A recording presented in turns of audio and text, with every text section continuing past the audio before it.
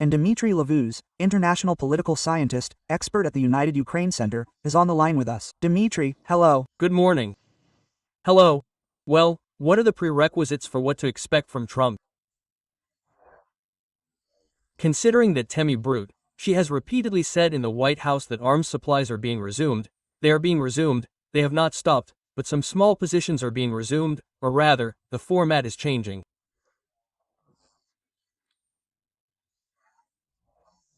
Donald Trump is so, well, it seemed threatening to me, evaluating his rhetoric before his speech. He has somehow become more threatening towards Putin. Could we be talking about the fact that powerful levers of pressure on Putin, on Russia for its aggression against Ukraine by the Trump administration, will be introduced? Are there any prerequisites for this? Now we are waiting, what Donald Trump will say in his speech, where he announced it for the 14th, yes, that is, regarding Russia.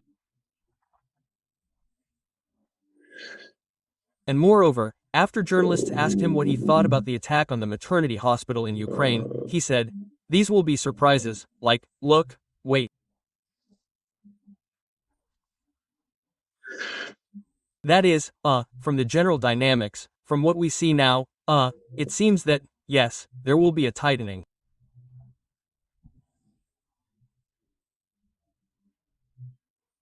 Although, for example, regarding the sanctions pressure of this famous GRM law, it will still apparently not be adopted at one time and for quite a long time.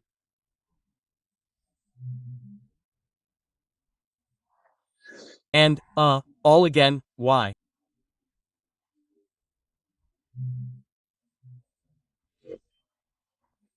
Because in order to make it possible for these means to be used directly by US President Trump without the participation of Congress, and in political terms, this is quite difficult to do, because the holidays are starting in somewhere until August.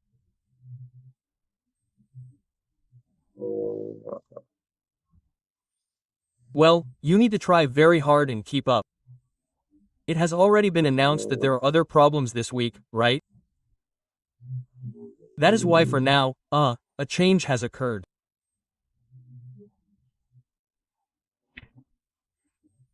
We even heard Secretary of State Rubio quite specifically talking about, yes, disappointment after the meeting with Lavrov, although Moscow said that they had some new approaches, positions, that they had shown how bad Ukraine really is. Look, they said, what Zelensky says, they gave quotes, others say, yes, in relation to Russia.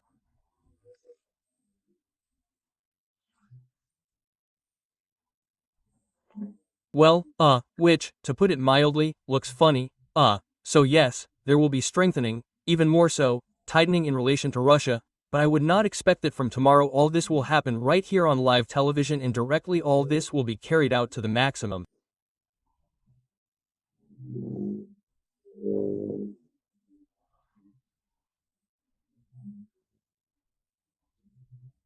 No, why this very significant attempt to talk to the Minister of Foreign Affairs with Lavrov again, it, in general, also shows that the desire to maintain dialogue remains in Washington for now.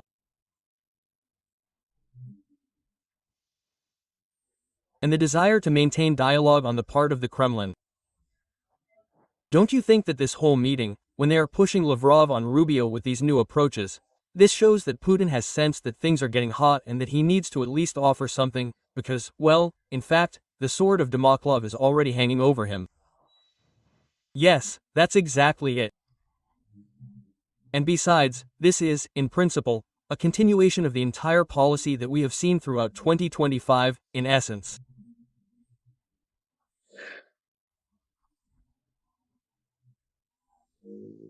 That is, the delay of the negotiation process, deception, again, now what we, yes, see is that, well, this is a continuation of this tactic, although, there are certain changes, of course, yes, that is, Russia used to dictate it there, yes, and the United States agreed.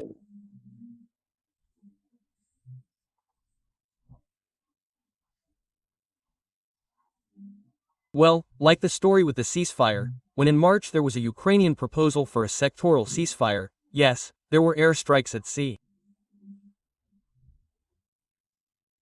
The United States proposed a complete ceasefire, Ukraine agreed. Americans, Russians in response began, yes, to say that it is necessary to consider that they agree to further start to exhibit. But exactly the same thing happened with the negotiations on, here in Istanbul, yes, when Ukraine brought, as agreed, its specific proposals, and before that sent them to the parties. And the Russians for a long time said that they say, are preparing something too. And then they came with the same memorandum, and the United States, in general, also accepted this, yes. Well, although, yes, they clearly stated that they should have shown this earlier. That is, now, yes, there are certain changes. That is, it is not happening so brazenly, but in general, yes, everything is happening in exactly the same way with the same delays. And in general, what Zelensky has said more than once, that they are deceiving both Trump and, other partners say this. But now I think that now, it is really much more difficult to do this. Dmitry, but still I remember the interview of Mr. Budanov, who says that achieving peace by the end of this year, even earlier, is very possible and very real. But here it is interesting what can influence this, given that the Russian Federation, like cannon fodder, throws its people, its soldiers to the front, eliminating them. One way assaults, but Putin still continues to do this, which makes it clear that he does not abandon his goals, the so-called SVO of seizing the territory of Ukraine.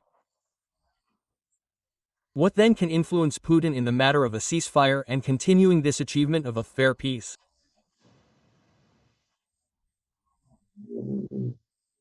I think that Budanov is really right, yes, but these really would have to be many, many conditions. These many conditions, of course, are this unambiguous, without absolutely categorical, adequate, not radical, as it sometimes seems, pressure on Russia. Yes, there is no radical pressure on Russia. There is adequate, that is, adequate to the actions that it produces. Since 2014, it has been an aggressor. Now the European Court of Human Rights has once again confirmed that from 2014 to 2022 it was an aggressor that violated all human rights for a time in the occupied territories of Ukraine. And that is why there cannot be any sanctions against it, which were, too much, right? That is, I think that the pressure of the American country could have had an effect. If they recognized the Russian Federation as a terrorist country, yes, it would have been very effective. And with all this, there are opportunities for humanitarian cooperation, that is, to buy medicines for Russia, so that it could sell some oil in order to receive food, right? That is, this mechanism also exists. And just like the implementation of those possible actions that Trump spoke about when the election campaign was still underway, that if Russia refuses, yes, his peace plan, then to fill Ukraine with weapons.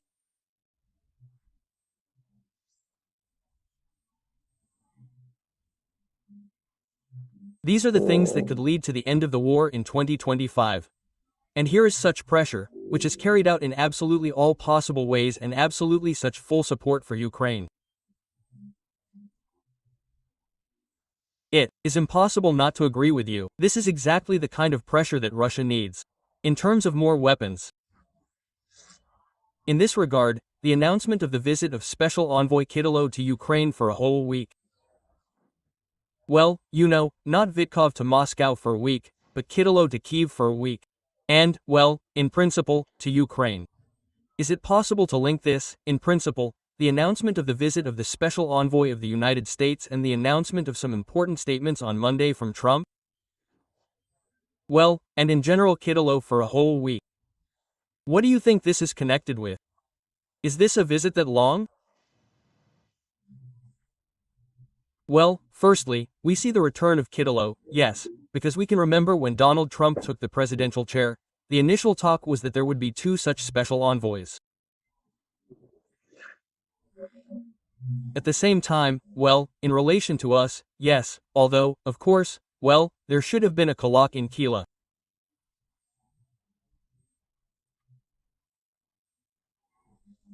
Vitkov, he was announced as a special envoy for the Middle East, and simply as a result of the pressure from Russia, the expression of its wishes, which were listened to in Washington, it turned out that Kitki Kalak faded into the background, and for a very long time, if he was visible, then in some absolutely formal statements.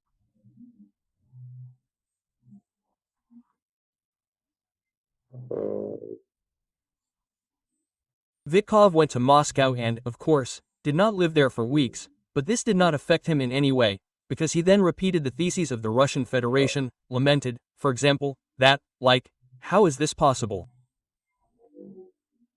Ukraine has such an inconvenient constitution, and otherwise they would quickly give up all the territories that Putin declared his own, and that's it. And yes, and so we need them to change the constitution, yes, that is, in essence, he said this.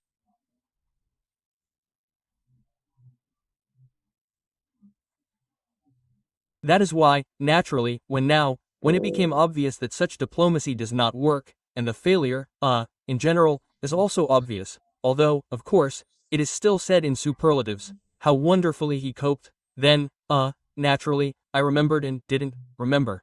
Kitkala came to the fore, who, in general, also tried to approach the Russian administration through Lukashenko, yes, that is, it is clear. Although this brought a certain positive in terms of the release of political prisoners, but it was definitely naive, yes, the action itself was initially, yes.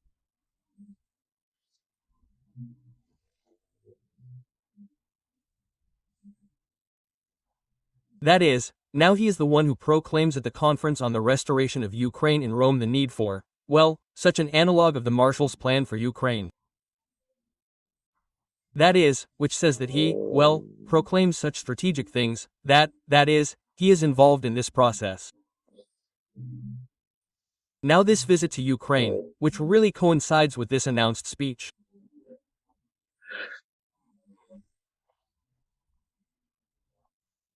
This is a signal to Moscow at the same time about how deeply the representative is now immersed in the process.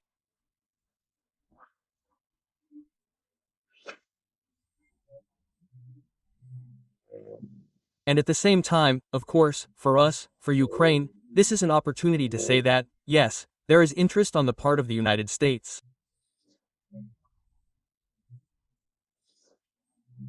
In Ukraine, there is, because there is, yes, his participation again in the meeting of the coalition of the decisive.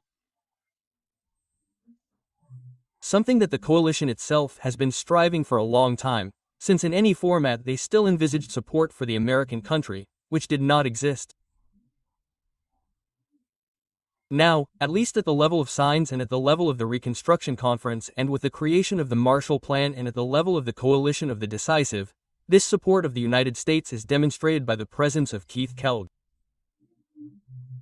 Now Keith Kellogg is against the background of these new statements by Trump, which are expected in a week in Ukraine. Well, Dmitry, can we say that the clock is still the voice of Trump? Such a non-public voice, a more radical voice of Trump. Or there may be different visions of the situation. After all, Kalak has been quite pro-Ukrainian since the first days he has been a special envoy. Well, I think we can talk about this. It is clear that in terms of proximity, in terms of influence, Vitkov is probably completely different. Yes, after all, Kalak is a representative of other circles. Well, again, he is still definitely Trump's man. And we saw this, in general, during his participation in the company, when, he, in terms of information, yes, said that, yes, Donald Trump spoke about 24 hours, well, that the war could end, but he did not say when this would be done, yes, that is, in what 24 hours it would happen, yes, although in fact it is clear that everyone remembers perfectly well that this was discussed.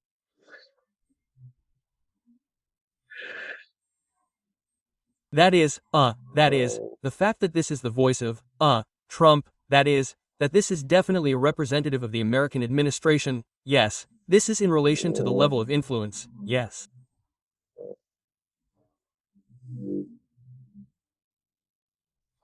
Well, probably, there are much, not unbelievably, but certainly, yes, there are other more influential persons, But at the moment we are now seeing that the influence of the telga, on the contrary, has also begun to increase precisely in the issue of the Russian-Ukrainian war.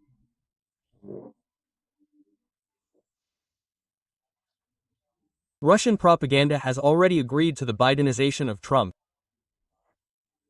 Previously, they mumbled how good he could be and so on. Can we say that, well, precisely based on the rhetoric of all these Simonians and Solovyovs, we can say that, in principle, well, they have returned to square one. Here they are, the Anglo-Saxons led by Washington, our worst enemies. And in principle, based on the rhetoric of the propagandists, we can already say that, well, everything is heading towards the Kremlin losing all levers of influence on Trump and so on. Well, I think that here we can use much more of such officials. That same Medvedev, yes, who is simply presented as a propagandist, but in reality he is, and such a stupid fool, yes, as if everything is allowed to him, like a jester in the Middle Ages, who in fact is, deputy head of the Security Council of the Russian Federation and deputy head of the Military Industrial Commission, and not just a former president. That is why, that is, he expresses the official point of view, and he is also, even more unrestrained in his words regarding the President of the United States.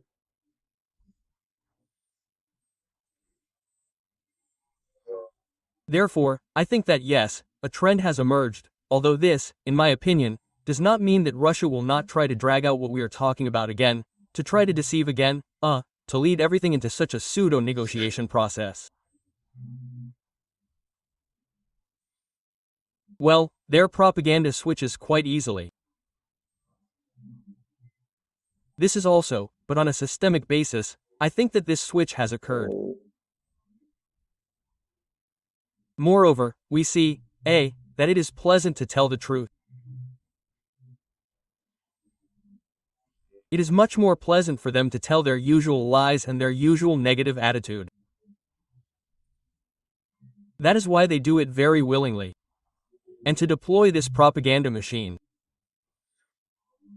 then it will be quite difficult. Dmitry, thank you very much for finding the time to join the broadcast. We are always glad to see you on the Freedom broadcast. Dmitriem Levusem, international political scientist, expert of the United Ukraine Center, was in touch with us. The whole truth about Russia's war against Ukraine. Be the first to learn the latest news in the Freed Telegram channel. Freed is what is really important to know. Subscribe, link in the description.